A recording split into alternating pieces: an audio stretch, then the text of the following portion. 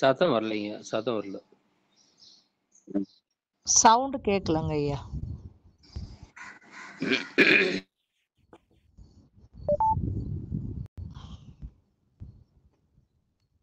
இப்போ கேட்போங்க.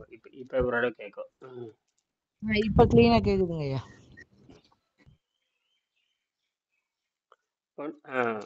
கொல்லானை புலானை மறுத்தானை எல்லா உயிரிலும் கை குவித்தலும். அதாவது ரத்த சுத்தமா இருப்பதற்கு ஒரு சாதாரண உணவு பழக்கமே. வணக்கம். சாதாரண இன்னைக்கு அறிவியல் தான். இன்னைக்கு கொஞ்சம் அறிவியல் பேசலாம். சாதாரண உணவு உடம்பை பற்றி பேசியலும் ஒரு அறிவியல் தான். அப்புறம் வந்து உடம்பை பற்றி பேசினா உயிரறிவியல், உடலை பற்றி பேசாம இருந்தோம்னா சாதாரண அறிவியல். உடல்ல உயிர் உயிர் உயிர் அறிவியல், அப்புறம் வந்து வேதி அறிவியல், இயற்பியல் இருக்கே இல்லையா?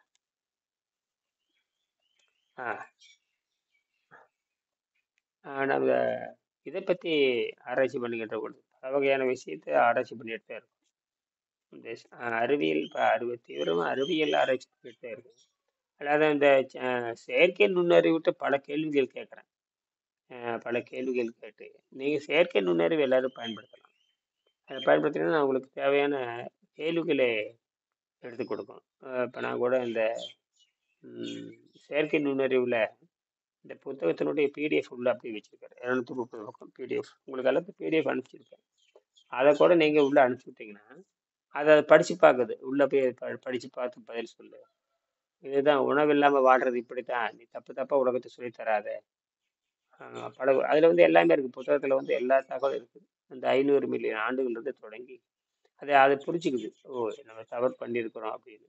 நம்ம கேட்குற கேள்வி கேட்டே இருந்தோம்னா நம்ம திருப்தியான பதில் நம்ம கொடுக்குற அளவுக்கு நம்ம கேள்வி கேட்டோம்னா கடைசியாக நமக்கு தகுந்த மாதிரி அது பதில் கொடுத்துருக்குது. ஆனால் எல்லாமே அதில் பதிவாகிக்குது. அதான் விஷயமே. நீங்கள் வந்து ஒரு பயிற்சி கொடுக்குற மாதிரி தான். நீங்கள் அதெல்லாம் நீங்கள் பயன்படுத்தணும். அது ஒரு செயலி இருக்கு, சாட்ஜிபிடி செயலி. அதை எடுத்து வச்சுட்டு அதுலேயே கேள்வி கேட்டே இருக்கணும். கேள்வி கேட்டே இருந்தீங்கன்னு வச்சுக்கோங்க, அது உங்களுக்கு தவிர பதில் கொடுத்துட்டே இருக்கு. அது என்ன நன்மைன்னு கேட்டிங்கன்னா மற்ற நாட்டுக்காரும் அதை பயன்படுத்திக்குவாங்க. அப்புறம் தான் இந்த ஸ்வீடன்காரர் அந்த குமார் வந்தார். ஏன் 2 நாளுக்கான அவர் வேலையில் இருப்பார் தெரியுது. எப்படியே அறிமுகமாகிருக்காரு, பணம் கட்டியிருக்காரு. பார்ப்போம் என்ன சொல்கிறோன்னு. அவர் அங்கே வேலையில் தான் இருக்கார். அவருக்காக நேரத்தை மாற்றி அமைக்கணும். நம்ம இரவு பேசும்பொழுது அங்கே இரவு 8 மணிக்கு பேசும்பொழுது அவருக்கு இரவு 8 மணிக்கு நம்ம பேசுகின்ற பொழுது அவருக்கு சாயங்காலம் அங்கே 4:30 மணி அங்கே. காலையில் 10 மணிக்கு பேசுனோம்னா அவருக்கு அங்கே மணி அங்கே 6:30 மணி. இந்த 2 நேரம் தான் அவருக்கு ஒத்து வரும். இந்த காலையில் பேசுகிற நேரம் ஒத்து வரும்னு சொல்லியிருக்கிறேன். என்னன்னு பார்ப்போம். பிஜு சொல்லுங்கள் பிஜு. இந்த அறிவியலை நம்ம கொஞ்சம் கவனம் செலுத்தணும். சரிங்க. நம்ம அது ஏதாவது ஒரு முயற்சி பண்ணுங்க. இந்த அறிவியலில் கவனம் செலுத்தணும். ஏன்னா நான் தனியாக தான் இருக்கேன். அறிவியலில் கவனம் செலுத்தணும்னு உங்களுக்கு வாய்ப்பு இருந்ததுன்னு அதை பற்றி சிந்தி யாரும் இருக்கா வாய்ப்பு பாருங்க. ஏன்னா இதை நம்ம இன்னும் விட்டுட்டோம்னா செய்ய முடியாது. நம்ம இந்த ஆரோக்கியத்தை பற்றி நம்ம இது ஒரு பக்கம் கிடக்கட்டுங்க. நம்ம அறிவியல் வந்துட்டா அது பெரிய விஷயமா இருக்கும். நான் இது வந்து ஆரோக்கியங்கிறது பெரிய இதாகும். அது வந்து அறிவியலை விட ரொம்ப மோசமானது இந்த ஆரோக்கியம். அறிவியலாவது காமிச்சிட்டு போயிடலாம். இந்த ஆரோக்கியம் இருக்குதே அடையங்கப்பா பெரிய விஷயம். நம்ம இதில் கவனம் செலுத்திட்டே இருந்தோம்னா அறிவியலில் ஏதாவது ஆயிடும். அறிவியலில் கொஞ்சம் கவனம் செலுத்த வேண்டியிருக்கு. யாருக்கும் அது தெரியாத சமாச்சாரம் தான் இது. ஆரோக்கியத்தை விட ஆரோக்கியம் வந்து ரொம்ப ரொம்ப சுத்தமாகவே இல்லை. ஆரோக்கியங்கிறது யாருக்குமே இல்லை, நமக்கு தெரியும். அறிவியலாவது காமிச்சோம்னா ஏதாவது புரியறதுக்கு வாய்ப்பு இருக்கு. அறிவியல்ங்கிறது எல்லாரும் ஏற்றுக்கொள்ளக்கூடியது. இந்த ஆரோக்கியம் இருக்குது என்ன சொன்னாலும் ஏற்றுக்க மாட்டேன். ஏன்னா இது வந்து அந்த அளவுக்கு ஒரு மயக்கமான ஒரு விஷயம்தான். ஏன்னா இன்பத்தில் 2 வகை இன்பம் இருக்கு நமக்கு. ஏற்கனவே நம்ம படிச்சதுதான், சிற்றின்பம் பேரின்பம். இப்போ அந்த சிற்றின்பத்தில் வாய் இன்பம் ரொம்ப முக்கியமானது. இந்த வாய் இன்பத்தை விடுறதுக்கு அவனுக்கு தெரியுது இந்த வாய் இன்பம். ஆனால் இந்த பேரின்பங்கிறது என்னன்னு கேட்டிங்கன்னா ஆரோக்கியமா இருக்கிறதா பேரின்பம். இந்த ஆரோக்கியமா இருப்பதற்கு உணவு பழக்கம் தேவையில்லைங்கிறது தெரியல உங்களுக்கு. அதனாலதான் அந்த வாய் இன்பத்தை பத்தி உங்களுக்கு விட தயார் இல்லை. வாய் இன்பமா இருக்கிறதுனால மிகப்பெரிய இன்பம் கிடைக்கிறது இருக்க நினைக்கிறேன் பாருங்க. ரொம்ப ரொம்ப மோசம் அது. அதனால அவங்க ரெண்டா பிரிச்சாங்க, சிற்றின்பம் பேரின்பம். இது என்னன்னு கேட்டீங்கன்னா இந்த வாய் இன்பம் தான் அது காரணம். வாய் இன்பத்தை அவன் விட தயார் இல்லை. ஆனால் வாய் இன்பத்தை விட்டாதான் நமக்கு பெரிய ஆரோக்கியம் கிடைக்கும். நாம் இருந்து காட்டணும். அதுதான் நம்ம இருக்கிற ஒரு பெரிய கூடுதல். நமக்கு நம்ம ஆரோக்கியத்தை இருந்து காட்டுறது என்பது வாய் இன்பத்தை குறைச்சிக்கிறோம். இதில் பார்த்தீங்கன்னா வாய் இன்பத்தை குறைச்சிக்கிறோம், அவ்வளவுதான். வாய் இன்பத்தை குறைக்கின்ற பொழுது நமக்கு உடல் சார்ந்த இன்பம் வந்துருது, மனம் சார்ந்த இன்பம் வந்துருது, ஆரோக்கியம் தானா வந்துருது. அதைத்தான் நம்ம மக்களுக்கு வாழ்ந்து காட்ட வேண்டியது இருக்குது. நம்ம சுறுசுறுப்பா இயங்க வேணும் அப்படிங்கிற சுறுசுறுப்பா இயங்குறதுல அது நமக்கு எல்லாமே வருது. அந்த பதில் நம்ம புரிஞ்சுக்கணும். வாய் இன்பம் தான் நம்ம வாழ்றோம். வாய் இன்பங்கிற சித்த நேரம் தான். நீ என்னதான் வாயில போட்டீங்கன்னா அவன் சித்த நேரம் தானே. ஆரோக்கியம் அப்படி அல்லவே. ஏங்கப்பா இவ்வளோ பெரிய விஷயம். ஆரோக்கியமா இருக்கிறது பெரிய வைரம். அது நீண்ட காலமா நீண்ட காலம் ஆரோக்கியம் இருக்கிறது பெரிய விஷயம். ஆனா வாய் இன்பங்கிறது ஒரே நிமிஷம் தான். அப்புறம் பாருங்க அவன் ரொம்ப கஷ்டப்படுறான். ஒரு வினாடி நேரம் தான் வாய் இன்பங்கிறது. எது சாப்பிட்டாலும் ஒரு வினாடி 2 வினாடி அவ்வளவுதான். அதுக்கு மேல அங்க ஒண்ணுமே இல்லை. ஆனா நோய் வந்துட்டா படாத பாடுபடுறானப்பா. அது 100 வருஷத்துக்கு நோயோட இருப்பான். அதே மாதிரிதான் ஆரோக்கியம்ங்கிறது நம்ம அந்த மிகப்பெரிய விஷயம். இந்த ஆரோக்கியத்தில் தான் வேதியியல் மாற்றம் நிறைய நடக்குது. அப்பதான் நம்ம புரிந்து கொள்ள முடியுது எல்லாமே. இல்லைன்னா எந்த புத்தகமும் புரியாது. நான் வெங்கடேசன் வெங்கடேசன் செஞ்சு பார்த்ததுக்கு அப்புறம் நிறைய ஆராய்ச்சி பண்ணியிருக்காரு. செய்யறதுக்கும் ஆராய்ச்சி பண்ணியிருக்காரு. செஞ்சு பார்த்து முடிச்சதுக்கு அப்புறம் தொடர்ந்து ஆராய்ச்சி பண்ணி முதல் பதிப்புக்கு ஒரு ஆராய்ச்சி பண்ணி பல செய்திகள் சேர்த்திருக்காரு. 2வது பதிப்புல கிட்டத்தட்ட 5 பதிப்புகளுக்கு ஆராய்ச்சி பண்ணியிருக்காரு. ஒவ்வொரு பதிப்பும் கூடுதல் தகவல் சேர்த்துக்கிட்டே இருந்திருக்காரு. இன்ன வரைக்கும் அவர் நமக்கு முன்னாடி இருந்திருந்தா இன்னும் நிறைய எழுதியிருப்பாரு. நிச்சயமா ஆங்கிலத்துல கொண்டு வந்திருப்பாரு. அவர் இல்லாதனால இந்த ஆங்கிலத்துல வராதே போயிடுச்சு. ஆங்கிலத்துல எழுதி இதே மாதிரி சிறப்பா வர எத்தனையோ பக்கம் சொன்னார். அதுல இதை விட 10-20 பக்கம் கூடுதலா வரும்னு கூட சொன்னார். இவங்க அது இந்த கணக்குல எடுத்துக்கவே இல்லை. இவனுக்கு விஜயா பதிப்பு இருக்காருங்க. பணக்காரனுக்கு இருக்கிற இதே இவர் நம்ம மகாலிங்கம், பொள்ளாச்சி மகாலிங்கம், அவர் மிகப்பெரிய கோடீஸ்வரர் இருந்தா கூட அவர் ஆராய்ச்சி மையம் தனியா வச்சிருக்காரு, மொழிபெயர்ப்பு மையம் தனியா வச்சிருக்காரு. மகாலிங்கம் நாச்சிமுத்து மகாலிங்கம் மொழிபெயர்ப்பு மையம் வச்சிருக்காரு. இன்னைக்கு பார்த்தீங்கன்னா வருது மகாலிங்கம் மொழிபெயர்ப்பு மையம் இருக்கு. அதுக்கு பல கோடி ரூபாய் போட்டிருக்காங்க. அந்த பணக்காரர் என்பது வேறு. இந்த விஜயா பதிப்பாக அவரும் நிறைய புத்தகம் அடிக்கிறான். அவனுக்கு இந்த புத்தகத்தில் இருக்கிற அக்கறை கிடையாது. அதான் பணக்காரங்களே நிறைய பணக்காரர் இருக்காங்க. கருணை உள்ள பணக்காரன், நல்ல விஷயத்தை வளர்க்கறதுக்கு பணக்காரன், அதுதான் தொழில். மகாலிங்கத்துக்கு அது தொழில் கிடையாது. அது பல கலைகளை வளர்க்கறது தான் மகாலிங்கத்தினுடைய தொழில். அவர் உயிரோட இல்லை, போச்சு. அதை நம்ம பேசி பிரயோஜனம் இல்லை. அதனாலதான் அந்த ஆங்கிலத்தில் இருக்கிற மொழிபெயர்ப்பு வராமல் போயிடுச்சு. இப்போ நாம அதெல்லாம் பண்ணியிருக்கிறோம். இப்போ ஆங்கிலத்தில் மொழிபெயர்ப்பு இருக்குதுன்னு எத்தனை பேருக்கு தெரியும்? இப்போ எங்கிட்ட இருக்கு. அந்த மாதிரி இந்த ஆங்கிலத்தில் இருக்கு அப்படின்னு எல்லாத்துக்கும் அனுப்பலாம். அதாவது கேட்டாங்கன்னா ஆங்கிலத்தில் இருக்கு, ஆனால் புத்தகம் அடிச்சு வர்ற மாதிரி இருக்காது. ஒரு பிடிஎஃபாக இருக்குதுங்கிறது நான் சாட்ஜிபிள் ஏற்றி விட்ருக்கேன். எதை கேட்டாலும் சாட்ஜிபிள் படிச்சிருக்கேன் இல்லையா, அதில் தான் நீ கேள்வி கேளு. இப்போ அடுத்தது என்ன பண்ண போறேன்னு கேட்டிங்கன்னா, இந்த வேர்ட் ஆஃபீஸ் இருக்குல்ல, வேர்ட் ஆஃபீஸில் தான் நான் பிடிஎஃப் போட்டு வச்சிருக்கேன். 230 பக்கம் வேர்ட் ஆஃபீஸில் தான் நீங்கள் பதிவு பண்ணி வச்சிருக்க முடியும். எதையுமே நீங்கள் வேர்ட் ஆஃபீஸில் போட்டு வச்சுட்டிங்கன்னா புத்தகத்தை நீங்கள் பதிவு பண்ணி வச்சுக்கலாம். அதை தூக்கிட்டு நீங்கள் செயற்கை நுண்ணறிவில் போட்டிங்கன்னா எனக்கு 40ஆம் பக்கத்துலேருந்து எனக்கு எடுத்து கொடுன்னு சொன்னால் டக்குன்னு எடுத்து கொடுத்து அதை வாசித்து கொடுக்கும். அப்போ உணவில்லாமல் வாழும் கிடையாது, 40ஆம் பக்கம் இருக்கிற செய்தி கொடு அப்படின்னு அதை எடுத்து கொடுத்துரும். அப்படி நீங்கள் படித்து கொடுக்குற மாதிரி. இப்போ அப்படி இல்லை, நீ அடுத்தது பண்ணுவேன். நான் இப்போ மொத்தமாக போட்டிருக்கேன். இப்போ நான் இந்த பிடிஎஃப் அனுப்பிச்சிருக்கேனே, அது உள்ளே என்ன இருக்குன்னு கேட்டால் டக்குன்னு அது சொல்லுது என்னென்னு இருக்குது அப்படிங்குது. அப்படின்னா எந்த வினாடி நேரத்தில் வேலை செய்யுதுன்னு பாருங்க. அதனால எல்லாரும் செயற்கை நுண்ணறிவை பயன்படுத்துங்க. செயற்கை நுண்ணை பயன்படுத்தி இந்த புத்தகத்தை நீங்க உங்களுக்கு எல்லாத்துக்கும் அனுப்பிச்சி வச்சிருப்பேன் இல்லையா, அதை அப்படியே உள்ளே ஏற்றி விட்டுருங்க. அந்த பிடிஎஃப் படிக்கிறது அதெல்லாம் நீங்க தெரிஞ்சுக்கல அப்படின்னா இப்போ நீங்க உங்களை வளர்க்க முடியாது. ம் சரி.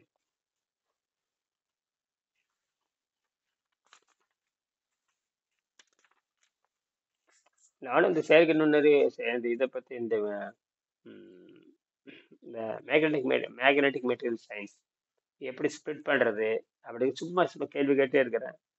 அவரும் பதில் சொல்கிறான். டிராயிங்கே போட்டு கொடுக்குறான்.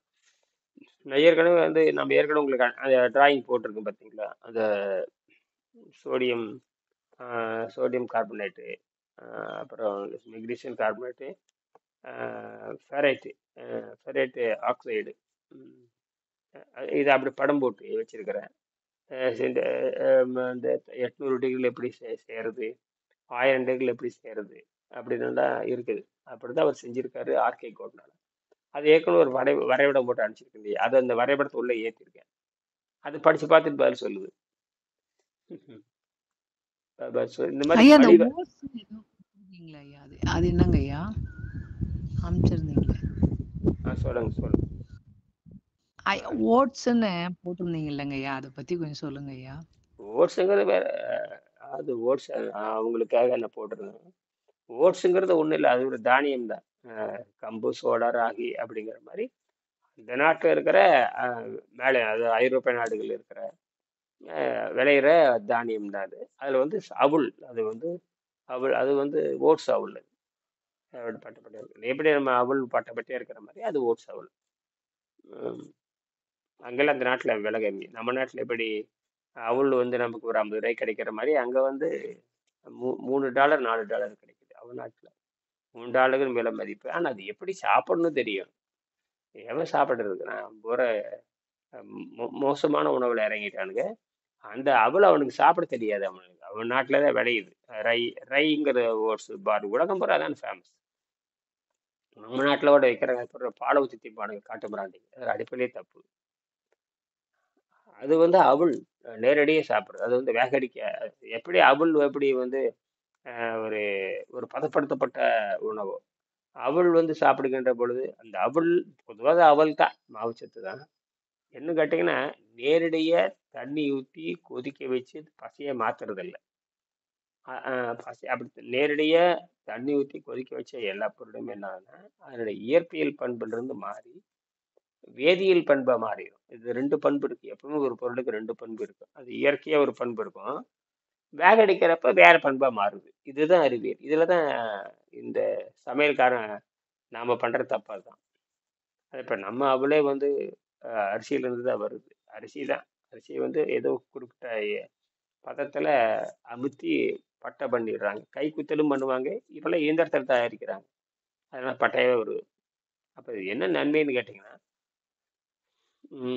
ஒரு ஒரு காய்கறியை வேக வச்சதுக்கு அப்புறம் கொஞ்சம் அவளை போட்டு பிணைச்சி சாப்பிட்டோம்னா சுவையாகவும் இருக்கும், மலச்சிக்கல் எல்லாம் பார்த்துக்கும். அது என்ன காரணம்னு கேட்டிங்கன்னா அது பசையாக மாற்றப்படுவதில்லை. அதான் விஷயமே. அதுதான் அந்த அவங்க நாட்டில் அது கிடைக்குது. அதனால அந்த ஓட்ஸை பற்றி நான் போட்டிருந்தேன். ஓட்ஸில் நான் மொத்தத்தில் ஓட்ஸுங்கிறது என்னன்னு கேட்டிங்கன்னா ஒரு தானியத்தை, அந்த நாட்டில் தானியம், அந்த நாட்டில் இருக்க தானியத்தை ஓட்ஸ்ன்னு பேர். நம்ம நாட்டில் அரிசின்னு சொல்கிறோம் இல்லையா, அதுதான் அது. அப்புறம் நம்ம நாட்டில் கோதுமை இருக்கு இல்லையா, கோதுமையும் அப்படிதான். கோதுமையிலே அந்த அவள் இருக்கு. அது என்ன ஃப்ளாக்ஸுங்கிற FLECK ஃப்ளாக்குங்கிற. ஃப்ளாக்னா பட்டையாக இருக்குதுன்னு அர்த்தம். அவ்வளோதான் ஃப்ளாக்ஸ் அப்படிங்கிற. அது ரொம்ப நல்லா இருக்கும். அது இந்த மாதிரி சாப்பிடணும். அதுதான் அதுக்காக அவங்களுக்கு போட்டிருந்தேன். குழந்தைகளுக்கு அவங்க வந்து கனடாவில் உடம்பு கனடாவில ஒருத்தனுக்கு கூட ஆரோக்கியம் கிடையாது. அவங்களே சொல்கிறாங்களே சார், கனடாவில் பேருக்கு கனடாவை தவிர உணவு ஒழுக்கமே இங்கே கிடையாது. பூரா மாட்டு திங்கிறவங்க தான் இருக்கிறான். மாட்டு இந்த பீஸா திங்கிறவன் தான். அவன் கண்டுபிடிச்ச பீஸாவும் அந்த பன்னிக்கறியும் பன்னில் வச்சு எதவோ திங்கிறான். உள்ள அத்தனை வச்சிருக்கிறான். எதோ கொழுப்பை ஊற்றி இறைச்சி போட்டு தான் அவங்க சாப்பிட்றோம். நம்ம எப்படி இங்கே வந்து சாதாரண சிற்றுண்டிக்கு அடிமையாக இருக்கோமோ, சிற்றுண்டிக்கு அடிமையாக இருக்கிற மாதிரி அவனும் அதுக்கு அவன் நாட்டில் அதை சிற்றுண்டி அதுக்கு அவன் அடிமை ஆகிட்டான். அவன் அது பாய் ருசிக்கு அடிமையாயிட்டான். அவனும் சிற்றுண்டிக்கு அடிமையானவன் தான். அதனால அவங்க பேருண்மை தெரியறது இல்லை அவனுக்கு. நாம் எப்படி இங்க சிற்றுண்டிக்கு அடிமையாகி பேருண்மை இந்த ஆரோக்கிய உண்மை தெரியலையோ, அதே மாதிரி அவனும் சிற்றுண்டி. இந்த பீஸாங்கிறது சிற்றுண்டி தான். அதுல என்ன இருக்குது? இங்கேயும் சிற்றுண்டி. இவங்க சிற்றுண்டி சாப்பிட்டு போட்டு சாதாரண உணவு தின்னு போட்டு கடைசியில ஆரோக்கியம் வேணும்னு நினைக்கிறான். அதே மாதிரி அவனும் அங்க சாதாரண உணவை தின்னு போட்டு ஆரோக்கியம் வேணும்னு நினைக்கிறான். ரெண்டுமே நடக்காது. உணவு பழக்கம் ஒண்ணுதான், உணவுனா ஒண்ணுதான். அதனால இது பெரிய கவலைப்பட தேவையில்லை. இவன் சாதாரண உணவு திங்கிறான், அது அது ஒரே வழியில் முடிச்சுக்கல. இவன் சாதாரண உணவு தின்னுட்டு இருக்கிறான், அவ்வளவு. அது பிரிச்சு இல்லங்க பேசணும். எல்லா எல்லா ஊர்லயும் இந்த உணவுனால இந்த இந்த நோய் வருதுன்னு விண்வெளியில ஆராய்ச்சி, இந்த ஆராய்ச்சி அந்த ஆராய்ச்சி பண்றாங்க. இந்த ம். உடம்பு கெட்டு போகுதுன்னு ஒரு ஜீவனும் ஆராய்ச்சியே பண்ண மாட்டேங்குதுங்க ஏங்கய்யா. அதுதான் இந்த மயக்கம். இதெல்லாம் அது பாருங்க. போதை. அதான் அதைத்தான் நம்ம சொல்றோமே. அது சிற்றின்பத்துல இருக்கிறதுனால தெரியாது. அது புலன்களை தாண்டாத. இந்த புலன்களை அவங்க தாண்டவில்லை. இப்ப இவங்க புலன்களை தாண்டல. அந்த 5ஆம் அறிவு இவங்க தாண்டல தான் அது விஷயமே. அதைத்தான் நான் தாண்டலங்க. அதைத்தான் செயற்கை ஒரு நுண்ணறிவோட மாதிரி கேள்வி. இவ்வளோ செயற்கை நுண்ணறி பிரச்சனை, இவ்வளோ டாக்டரு, இவ்வளோ ஆப்ரேஷனு இந்த நிமிஷத்துக்கு ஒரு பெங்களூர்ல இருந்து வெளிநாட்டுல எல்லாம் பாத்தீங்கன்னாங்க ஐயா, 1 ஹவருக்கு இத்தனை ஆம்புலன்ஸ் போகுதுன்றாங்க. அது ஏன் இந்த ஆம்புலன்ஸ் போகுது, எதனால, அடிப்படை என்ன காரணம்னு கண்டுபிடிக்கல பாருங்க. படிச்சு படிச்சு இருக்காங்களா கண்டி இதோடைய விஷயம் என்ன, ஏன் இத்தனை ஹார்ட் அட்டாக்ல இத்தனை பேர் ஒரு நாளைக்கு சாவுறாங்கன்னா, இதை எடுத்து இதை ஆராய்ச்சி பண்ணுவோன்னு ஒரு குழு இறங்கி பண்ணல பாருங்க ஐயா, இல்லைங்களா? ஆமா. அது சிலர் தான் பண்ணணும். அதுதான் அவங்க பண்ண மாட்டாங்க. யாரோ ஒருத்தர் பண்ணுவாங்க. அதுதான் வெங்கடேசன் வந்திருக்காரு. யாரும் பண்ண மாட்டாங்க அது. ஏன்னா தெரியாது யாருக்குமே. ஏன்னா அந்த மாதிரி அதான் மெயின் பிசினஸே அதாங்க ஐயா. ஆமா. அதுலதான் பிசினஸே கிடக்குது. அதனால யாரும் அதை பண்ண மாட்டாங்க. பணம் சம்பாதிக்கிறேன்னா அதுவா ஆயிடுச்சுங்க ஐயா. இப்ப நாம அப்படியே கிடையாது. பெரிய இது நோக்கம் இருக்க. வெங்கடேசனுக்கு நோக்கம் இருக்குங்காட்டி தான் நம்ம இதை பேசுறோம். வெங்கடேசனுக்கு 2 நோக்கம் இருக்குது. ஒண்ணு, தனி மனிதன் இயற்கையாக இயற்கையாக உயிரை விடுதல். அடுத்தது மற்ற கோள்களுக்கு போய் குடியேறுதல். இந்த 2 தான் உயர்ந்த நோக்கம். அதனால தான் நம்ம இதை பேச வேண்டியிருக்கு. மற்றவங்களுக்கு அது நோக்கம் கிடையாது. மற்ற யாருக்கும் நோக்கம் கிடையாது. ஏன் ஆரோக்கியமா வாழணும்னு கேட்டு பாருங்க, பதில். அதுல கூட ஏன் நீங்க 100 ஆண்டு ஆரோக்கியமா வாழணும்னு கேட்டு பாருங்க, பதில் இருக்காது. யாரும் பதில் சொல்ல மாட்டாங்க. ஏன் ஆரோக்கியமா இருக்கணும்னு கேட்டு பாருங்க. சரி, ஆரோக்கியமா இருக்கிறதுக்கு இதெல்லாம் சாப்பிட்டா தான் ஆரோக்கியம் வருமான்னு கேட்டு பாருங்க, அதுக்கும் பதில் இருக்காது. தெரியாது. நீங்க யார்கிட்ட வேணா கேட்கலாம். நம்ம இதெல்லாம் சாப்பிட்றோம் ஆரோக்கியம் வருதுன்னு கேட்டு பாருங்க. இப்ப நீங்க சொல்றீங்க, நீங்க கூட புரிஞ்சுக்கல. இதுக்கும் ஆரோக்கியத்துக்கு சம்மந்தம் இல்லை, அதனால பழக்கத்தை குறைச்சிக்கிட்டேன். நானும் உங்களை மாதிரி சாப்பிட்டு இருந்தவன். நாம அவங்க பாணியிலே நான் நிறைய பேத்துக்கு அப்படிதான் சொல்லுவேன். நானே பேசுறேன், நானும் உங்களை மாதிரி இருந்தவன் தான். நிறைய நான் தின்னு வந்தேன். அப்புறம் தான் தெரியுது இது ஆரோக்கியத்துக்கு தொடர்பு இல்லை. இது சின்ன சின்ன இன்பம் தான் இருக்கிறத தவிர ஆரோக்கியம் இல்லை. இந்த சின்ன இன்பத்தை விட்டுட்டோம்னா நம்ம நேராண்டு நோயற்ற வாழ்வோன்னு நோயற்ற வாழ்வு வாழ்றதையும் கூட பிரச்சனைங்கிறீங்க. நோயற்ற வாழ்வு வாழ்றதுக்காக சாப்பிடுறீங்கிறீங்க. அப்படியே ஏன் நோயற்ற வாழ்வு வாழ்றது இல்லை நீங்க? நாம தான் கேள்வி கேட்கணும். நம்ம முடிச்ச அளவுக்கு கேள்வி கேட்கணும். அப்படிதான். அது கேள்வி கேட்காதனாலதான் இந்த பிரச்சனையே. யாரும் இந்த கேள்வி கேட்காதனால ஏற்பட்ட பிரச்சனை. இப்ப கேள்வி கேட்டதுக்கு அப்புறம் சொல்லிக் கொடுக்கணும். அது பெரிய பிரச்சனை இருக்குது. இது எப்படி நான் இது எப்படி வெங்கடேசன் கிட்ட பல ஆண்டுகள் இருந்து கத்துக்கிட்டேன். தொடர்ந்து அவர் மறையிற வரைக்கும் அவர்கிட்ட தொடர்பு இருந்துட்டே இருப்பேன், பேசிட்டே இருப்பேன். அதுக்கு ஃபோன்ல எல்லாம் வந்ததுக்கு அப்புறம் கைபேசி வந்ததுக்கு அப்புறம் தினம் 1 மணி நேரம் 2 மணி நேரம் பேசிக்கிட்டே இருப்பேன். எப்ப போனாலும் மணிக்கணக்கா பேசிட்டு வருவோம். பொது அறிவியல் தான் பார்த்து பேசுவோம். உடலை பற்றி எல்லாம் பெருசா பேச மாட்டோம். ஏன்னா உடலை பத்தி இந்த புத்தகத்தில் இருக்கு, அதை படிச்சு படிச்சு படிச்சு படிச்சு கேட்டே இருப்பேன். அதனால தொடர்ந்து நாம இதை நம்ம பேசிட்டே இருக்கும் பொழுதுதான் அது நமக்கும் அறிவு வரும். அதனால நம்ம அந்த அறிவை வளர்த்துக்கணும். பேச அறிவு, சிந்திக்கிற அறிவு, நமக்குள்ளே இருக்கிற சிந்திக்கிற அறிவை நம்ம தூண்டி விட்டுக்கிட்டே இருக்கணும். ஏன்னா நம்ம தப்பிச்சே ஆகணும். எவன் போறானோ இல்லையோ, நம்ம கண் முன்னாடி நிறைய பேர் சாக போறாங்க, அதெல்லாம் தெரியுது. அவங்க படாத பாடுபடி சாவாங்க. நம்ம கண் முன்னாடியே நம்ம கிட்ட இருக்கிறவங்க அத்தனை தெரிஞ்சவங்க பண்ணுவாங்க. கணவன், மனைவி, பையன், பிள்ளை எல்லா நோயிலும் துடிதுடித்து சாவாங்க. அதெல்லாம் ஒண்ணுமே பண்ண முடியாது. இப்ப நானே என் குழந்தைகள், பெரிய குழந்தைகள்னு சொல்லிட்டேன். பெரிய பொண்ணுக்கு சொல்லியாச்சு, அவங்க குழந்தைய பத்துக்கிட்டு இருக்கிறாங்க, இயற்கை உணவை பத்தி பேசிக்கிறாங்க. சின்ன பொண்ணுக்கும் சொல்லி கொடுத்தாச்சு, நீ அவங்க ஆராய்ச்சி பண்ணணும், அதை பண்ண வைக்கணும், அதுக்கான வேலை நடந்துட்டு இருக்கு. அப்ப எனக்கு பிரச்சனை இல்லை, யார் செத்தேன்னு போனேன்னு நான் கவலைப்படுறது இல்லை. வீட்டுக்காரியை பத்தி சொல்லவே மாட்டேன். நீ நல்லா இருப்ப, இல்லாட்ட போய் சேர்ந்துருவாங்க, ஓங்கி அட்டிப்பேன் நான். ஓங்கி தான் அடிப்பேன். இதெல்லாம் இல்லை, என்னவோ கண்டுக்கவே மாட்டேன், எதவோ தின்னுட்டு இருப்பேன். அப்புறம் ஒவ்வொரு நாளைக்கு பிடிச்சி இப்படிலாம் தின்னுட்டு சும்மா கேட்க திங்கிறானா என்ன வருது உனக்குன்னு நான் கேட்பேன். ஆனா சீரடிவாங்க, இன்னைக்கு இருந்தாலும் ஒரு நாளைக்கு சீரடிவாங்க. அப்படிதான் தெரியும். அது ஒண்ணும் பண்ண முடியாது. நான் தப்பிச்சா போதுட்டு போயிட்டே இருப்பேன். நமக்கான அறிவு நம்மகிட்ட இருக்குது, அவங்களுக்கான அறிவு அவங்ககிட்ட இருக்குது இல்லையா? யாருமே சிந்திக்கணும், யாரா இருந்தாலும் அவங்களுக்கான அறிவை நாம் சிந்திக்கணும். நமக்கு யாரு சொல்லியும் கொடுத்து சிந்திக்க வைக்கிறோம்னா அது இந்த இடத்துல எழுதியிருப்பாரு வெங்கடேசன். இந்த இடத்துல சொல்லியும் கொடுத்து சிந்திக்க வைக்கிறது எவனோ அவன் தான் ஆசிரியன். வெங்கடேஷ் ஐயா கூட ஐயா இருந்தீங்களா? அவரு என்ன உங்க கூடயே இருக்கும்போது சாப்பிட்டுட்டு இருப்பாருயா? தண்ணி குடிச்சுக்கிட்டே இருப்பாரா? அதெல்லாம் நான் பார்த்ததே கிடையாது. ஐயா கூட அதெல்லாம் நான் பார்த்ததே கிடையாது. குடிச்சு எதையும் நான் பார்த்ததே கிடையாது. அவர் என்ன சாப்பிட்றான்னு எனக்கு தெரியாது. உங்ககிட்ட ஒரு மணி நேரம் ஐயா கிட்ட பேசும்போது தண்ணி குடிக்க மாட்டாரு. எதுவுமே செய்ய மாட்டோம், நாங்க வாட்டுக்கு பேசிட்டு தான் இருப்போம். ஐயோ, அதெல்லாம் விட்டுட்டாரு போடுறது. அப்ப இல்ல எதுவுமே நாங்க கூட அறிவியல் மட்டும் தான் பேசுவோம். மட்டும் எந்த என்ன சாப்பிட்றேன் என்ன பண்றேன் அதை எதுவுமே நான் கேட்டுக்க மாட்டேன், அவரே என்னை கேட்டுக்க மாட்டேன், நானும் அவரு கேட்டுக்க மாட்டேன். அது அறிவியல் பத்தி தான் பேசிட்டு இருப்போம், அறிவியல் பத்தி பேசிட்டு இருப்போம். அவங்க மரணம் எப்படி நேர்ந்ததுங்க ஐயா, அது சொல்லுங்களேன் ஐயா. அது யாருக்கு தெரியும்? அது தெரியாதுங்க. அதுவும் தெரியாது. உணவு பழக்கத்துல தான் மாட்டியிருப்பாரு, அதுல இருந்து சந்தேகம். உணவு பழக்கம் எல்லாம் எப்படி வரும்? ஏதோ ஒரு உணவு பழக்கம் வந்திருக்கு, மாட்டியிருக்கும். உணவு பழக்கத்துல முயற்சி கைவிட்டிருப்பாரு, உணவு பழக்கத்துல மாட்டியிருப்பாரு, இறந்திருப்பாரு. அதுல என்ன சந்தேகம்? அப்படித்தான் இருக்கும், அப்படித்தான் நடந்திருக்கணும். இப்ப அப்படித்தான் நடந்திருக்கணும், வேற எப்படி நடந்திருக்கணும்? அவர் இறக்கும் போது என்ன ஏஜுங்க ஐயா? 80. 77 தான் அந்த இது எழுதியிருக்காரு, கடைசி சாப்டர். ஆமா, 77 17 2017.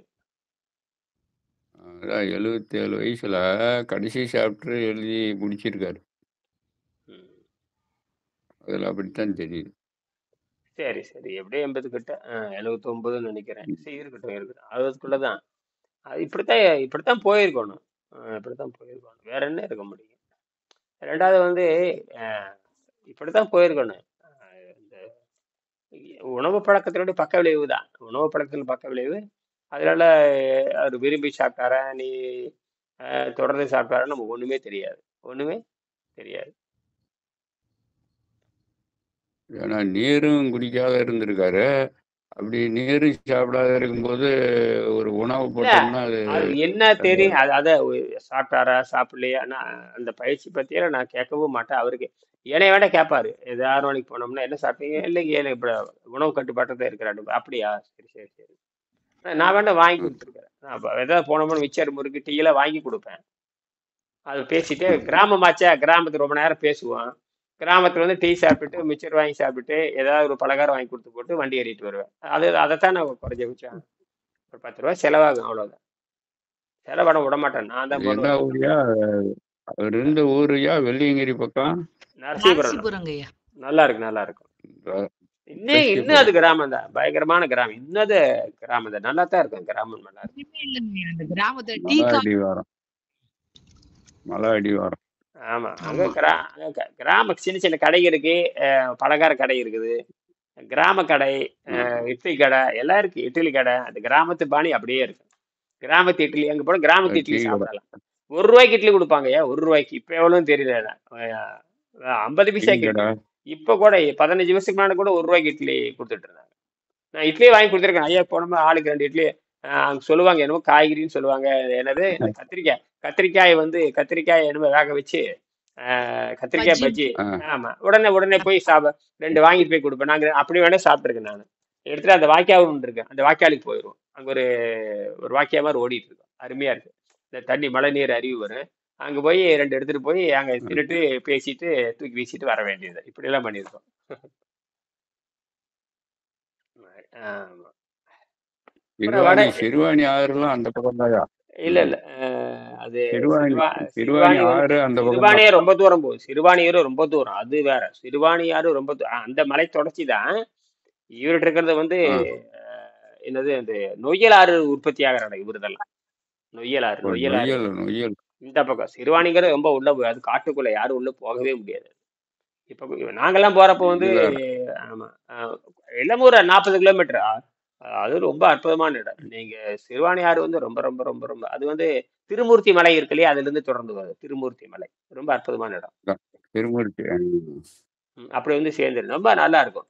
திருமூர்த்தி மலை வந்து அப்படி வந்து சேரும், ரொம்ப நல்லா இருக்கு. திருமூர்த்தி மலை ரொம்ப ஆபத்தானது, அதெல்லாம் மழை காலத்துல வந்து ரொம்ப ஆபத்து. அதெல்லாம் ஆளையே கொண்டு போடும். ரொம்ப கவனமா மழை காலத்துல திருமூர்த்தி மலை தான் திருமூர்த்தி மலை தான் பரஞ்சோதியார் இருக்காரு. அந்த ஆரம்பத்திலேயே அவரு ஒரு ஆசிரமம் வச்சுக்கிட்டு அங்கேயே உட்காந்துருக்காரு. ஓஹோ. பரஞ்சோதியார் அவரு பெரிய பிரமிடு கட்டி அது உள்ளே உட்காந்துருக்காரு. ஒரு மாசம் உள்ள உட்காந்துருப்பாராம், அப்புறம் வெளியே வந்துருவாராம். அவர் ஒரு மாசம் உள்ள இருக்காருன்னா அவரோடவே நான் இருந்திருக்கேங்க ஐயா. அவரு அப்படிதான் விரதம் இருக்காரு. நானும் நம்பிதான் அங்க போனேங்க ஐயா. அப்புறம் பாத்தீங்கன்னா விடிகாத்தால பால், சூப்பு, ஜூஸ் எல்லாம் போய்கினே இருக்கும். பார்த்தா 48 நாள் மௌனம் விரதம் இருந்தேன்னு வருங்க ஐயா. உள்ள அனுப்பிச்சு விட்டுருவாங்க. ஆமா, அத நான் போய் கண்ணுக்கு நேரா பாத்துருக்கேங்க ஐயா. அங்க போய் பிரமிடு உள்ள இருப்பாரு. ஆனா அவருக்கு வந்துட்டு நேரத்துக்கு தண்ணி, பால், ஜூஸ் எல்லாமே போயின்னு தான் இருக்குங்க ஐயா. அப்ப எல்லா மகானும் மாட்டிக்கிட்டு தான் இருந்திருக்காங்க. யாரும் அந்த மாதிரி சாப்பிடாமலாம், நான் ரொம்ப ஆர்வம் கோளாறுல அங்க போய் அதுல அவரோட கூட இருக்கிறவரு அசிஸ்டண்டா இருக்கிறவரு எங்களுக்கு ரொம்ப ஃப்ரெண்டுங்க எங்க வீட்டுக்காருக்கு. சரி, நாங்க போய் 15 நாள் இந்த மாதிரி மௌனத்துல போய் தங்கலான்னு சொல்லிட்டு போனா, இதெல்லாம் கொஞ்சம் உஷாரா பாப்போங்க ஐயா. அவர் உண்மையாதான் சாப்பிடாம இருக்காரா பாக்கலான்ட்டு. அந்த மாதிரி சாப்பிடாம இருக்கிற மாதிரி செய்தியில இல்ல அப்படி யாரும் செய்தியே இல்லையே. சாப்பிடாம இருக்கிற செய்தியில யாரும் மௌன விரதத்துல இருக்கேன்னு சொல்லிட்டு இது 47 வருஷத்துல இருக்காருங்க ஐயா. அப்ப அந்த நவம்பர் மாசம் இருப்பாருங்க ஐயா. அப்ப நான் போயிட்டு சரி போட்டு வச்சுட்டாங்கன்னா அவ்வளவுதான் போலது, வெளியிலே வரமாட்டாருன்னு நினைச்சா, அவங்களுக்கு அந்த ஒரு பின்னாடி ஜன்னல் மாதிரி ரெடி பண்ணி அதுல போய்கிட்டே இருக்கு. சாப்பிட்டுட்டு நானும் உட்காந்துன்னு அதுல உட்காந்துருக்காரு. அவ்வளவுதான். அவரு வெளியே வர்றதுக்கு ஒரு மாசம் கழிச்சு எல்லாம் கூட்டமா வருவாங்களா, இன்னைக்குதான் சாமி வெளியே வர்றாருன்னு அது என்னைக்கும் சொல்லுவாங்க. குளிச்சு பாத்ரூம் போறது எல்லாம் உண்டுங்க ஐயா. 45 நாள் பேசாம இருப்பாரு. வேணா அது இருப்பாருன்னு நினைக்கிறேங்க ஐயா. பேசாம உள்ள இருப்பாரு. அங்கேயே நான் ஒரு மாசத்துக்கு அங்க இருந்திருக்கேங்க ஐயா. அதெல்லாம் நான் நிறைய அந்த இடம்லாம் நிறைய சுத்தி பார்த்து அவங்க எப்படி இருக்காங்க, மகான்கள் எப்படி சொன்னவங்க வாழ்ந்து காட்டுறாங்களான்னு நான் கொஞ்சம் பாப்பேங்க ஐயா. சொன்னவங்க அதை கடைபிடிச்சாங்களா, கடைபிடிச்சவங்க அவங்க சீடர்கள் எப்படி வாழறாங்க, இதெல்லாம் நிறைய நோட் பண்ணிருக்கேங்க ஐயா. அப்ப பார்த்த போதுதான் தெரிஞ்சுது.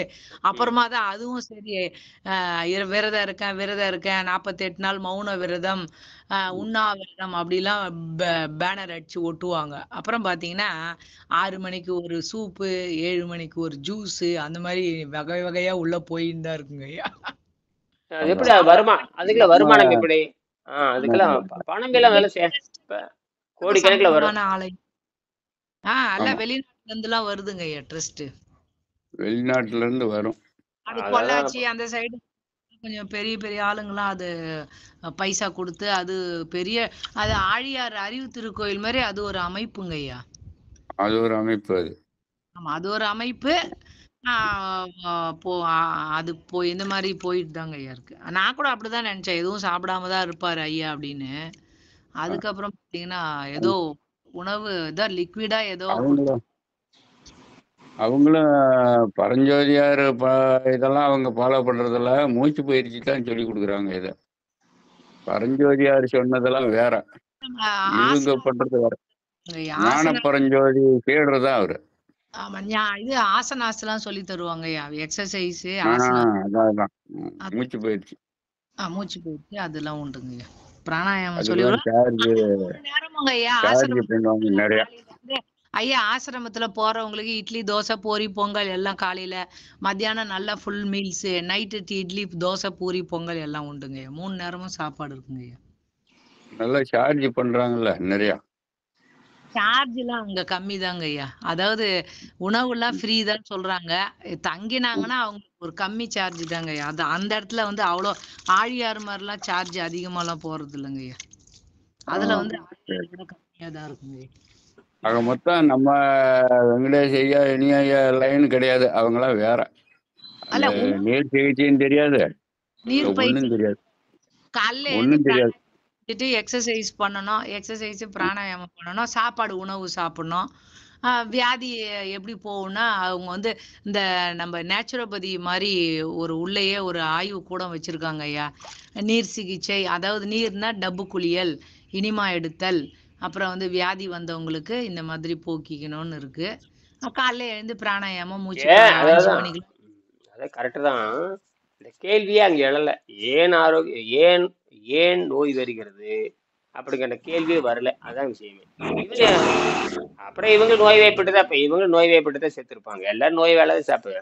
இப்ப வேதாத்திரியும் கஷ்டப்பட்டு தானே செத்தாரு. அவர் ஒன்றும் ஆரோக்கியமா செத்தாரு. அவர் கடுமையான நோய் வாய்ப்பட்டு தானே இருந்தார். எல்லாரும் நோய் ஒரு வாய்ப்பட்டு குடல் பிரச்சனை வந்துடுச்சு, குடல் பிரச்சனை வந்துடுச்சு. ஆமா ஆமா அறுவை ஒரு சிகிச்சை 90 பண்ணிட்டு வயசானாலே இந்த கிட்னி எல்லாம் 90 வயசானாலே எல்லா உறுப்பும் உணவு சாப்பிட்டு சாப்பிட்டு சின்ன வேதாத்திரி ஐயா எல்லாம் பாத்தீங்கன்னாங்க ஐயா, சிறு வயதுல இருந்து இந்த மக்கள் ரொம்ப மனிதனா வாழ வச்ச தெய்வங்க ஐயா அவரு.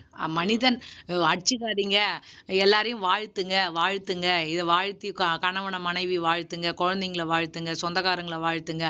அப்ப அந்த வஞ்சத்தன்மை உள்ள இல்லாம இருக்கிறதுக்கு ஓரளவுக்கு அவர் இருந்த பீரியட்ல அந்த சமுதாயத்துக்கு அவர் அந்த ஸ்டேஜ்ல மக்களுக்கு ஒரு சமாதானம்ன்ற ஒரு விஷயத்த பரப்பிட்டு போனாருங்க. ஒவ்வொருத்தரும் ஒவ்வொரு ஸ்டேஜ்ல வந்து மகான்கள் அவங்க அந்த டைம்ல வந்து இந்த அளவுக்கு பரப்புனதே பெரிய விஷயங்க ஐயா. அப்போ வந்து இந்த நெட்டு பிளஸர் அடிக்கிறது எதுவுமே கிடையாதுங்க ஐயா.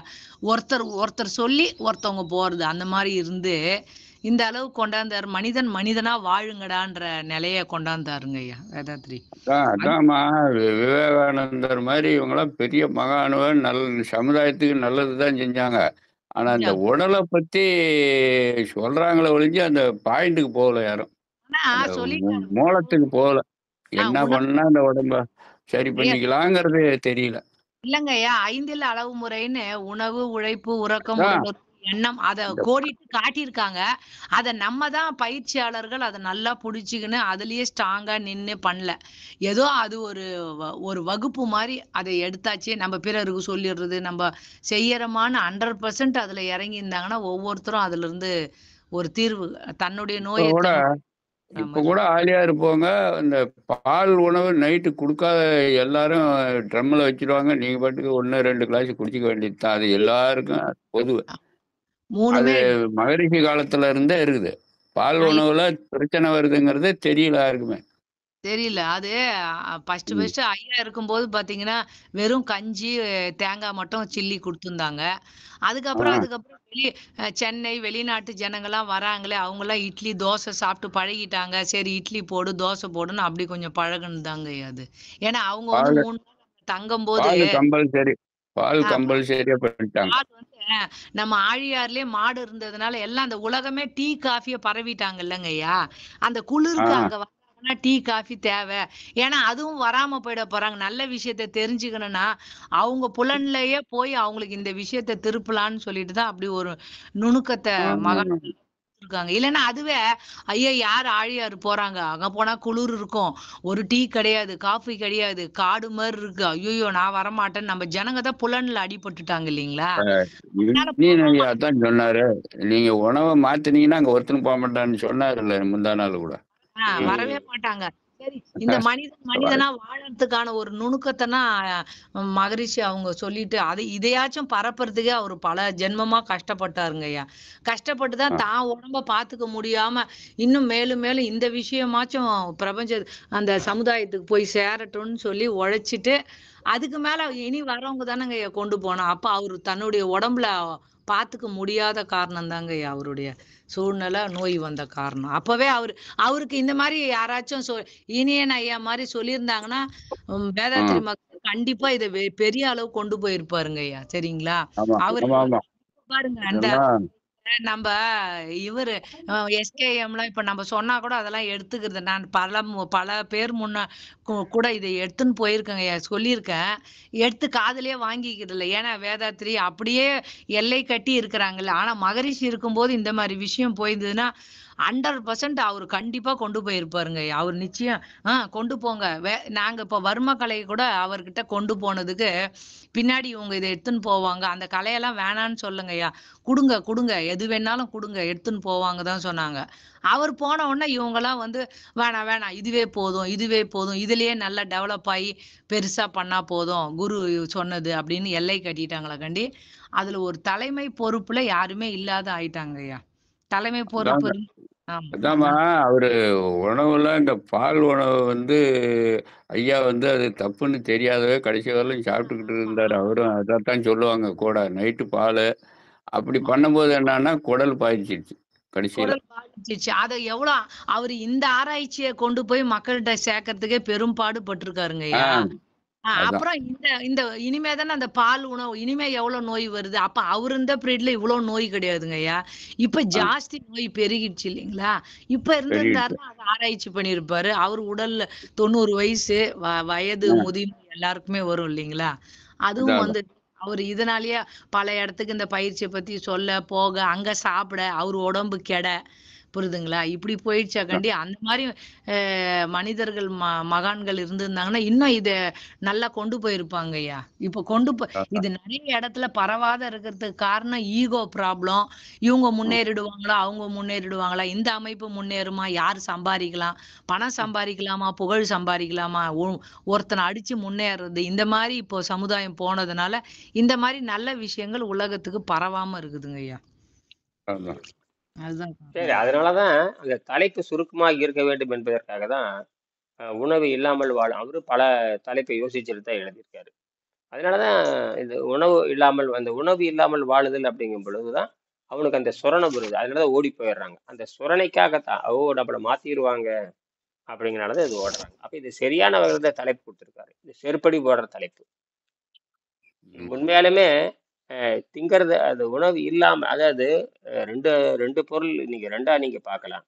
உணவு உண்ணாமல் உணவு இல்லாமல். இது உணவு உண்ணாமல் அப்படிங்கிறது வேற. உணவு உண்டால் என்ன செய்யணும் அப்படிதான் இது விஷயமே. உணவு இல்லாமல் இருக்கிறப்ப உடம்பு எப்படி இயங்குது இந்த ரெண்டுக்குமே இதுக்கு பதில் இருக்கு. இதுதான் அவனுக்கு அடிப்படை அடிப்படை அது அவனுடைய அடிப்படை. அவன் உணவுக்கு அந்த கெட்ட பழக்கத்தை கை வைக்கிறது இதுதான். அவனுடைய உணவுங்கிறது கெட்ட பழக்கம் அப்படிங்கறதான் இந்த அடிப்படையே. தலைப்புல உணவு இல்லாமல். சரி, அப்படி உணவு உண்டால் அது இல்லாமல் உணவு உண்டோம்னா அது இல்லாமல் எப்படி செய்வது இதுதான் அது விஷயமே. உணவு உண்டால் அது இல்லாமல் பார்த்து கொள்வது எப்படி. அப்ப உண்டுட்டோம்னா அது இல்லாமல் செய்யறதுக்கான டெக்னிக் இதுல கொடுத்துருக்கேன். இதுதான் அங்க அறிவா நுட்பமா பார்க்க வேண்டியது தவிர தலைப்பு பார்த்த உடனே பல பேர் அந்த மனதில் அந்த பயம் வந்துடும். ஏன்னா அந்த அளவுக்கு இந்த தலைப்பு அருமையான தலைப்பு. அவனுக்கு பயத்தை உண்டாக்குதுனாவே இது சரியான இது ஏன் பரவலே நம்ம பயத்தை உண்டாக்குது அப்படிங்கறது அர்த்தம். அப்ப இந்த புத்தகம் சரியான அந்த தலைப்பு பார்த்து நானே கூட இதை மாத்திருந்தா ஒருவேளை இது இன்னும் பரவி இருக்குன்னு நினைச்சா மாத்த முடியாது. ஏன்னா உண்ணாமல்ங்கிறத விட அவரு இல்லாமல்னு அந்த வார்த்தையை மாத்திருக்காரு பாருங்க. அதுதான் விஷயம். இல்லாமல் இருக்கும் பொழுது என்ன வார்த்தை சாதாரண வார்த்தை இல்ல. உண்ணாமல் வேற இல்லாமல் இருக்கிறது வேற. தெளிவா எழுதியிருக்காரு. அதை ரொம்ப ஆராய்ச்சி பண்ணாதான் தெரியும். அப்பதான் ஆமா பெரிய விஷயம். அந்த வார்த்தையை புரிஞ்சுக்கலன்னா அவங்க அதை ஃபாலோ பண்ணலான்னு அவர் போட்டு விட்டாரு. அதுதான் துணிஞ்சு போட்டுட்டாரு அந்த தலைப்பு. பெரிய ஆமா அதை பல பேர்த்துக்கு சொல்லியிருக்கேன். இப்ப கூட நீங்க அதை புரிஞ்சுக்கலாம். நீங்க அதாவது உண்ணுதல் இல்லாம இருக்கல். இப்ப உண்டாச்சுன்னா உணவு உண்டுச்சுன்னா அது இல்லாம எப்படி செய்வீங்க? ரெண்டு அர்த்தம் இருக்குது. உணவு இல்லாமல் வாழ்றதுன்னு ஒரு அர்த்தம் இருக்கு. இன்னொன்னு நீங்க உணவு சாப்பிட்டீங்க அது உள்ள பாதிப்பு உண்டாக்குது. அது இல்லாமல் செய்வது எப்படி? அப்ப அது இல்லாமல் செய்யணும்னா நம்ம உடனே இந்த பயிற்சி பண்ணோம்னா அந்த உணவு இல்லாமல் போய்விடுகிறது. அவ்வளவுதான். அதான் இது ரொம்ப இதை செஞ்சிட்டோம்னா அவன் மருத்துவர் ஆயிடுறானே. என்ன இந்த மருத்துவராக இருக்க ஆசிரியரோட நீண்ட நாள் 12 வருஷம் பயணம் பண்ணணும். அப்பதான் அவன் மருத்துவராக முடியும். சும்மா 6 மாசம் 3 மாசம் பாருங்கயா.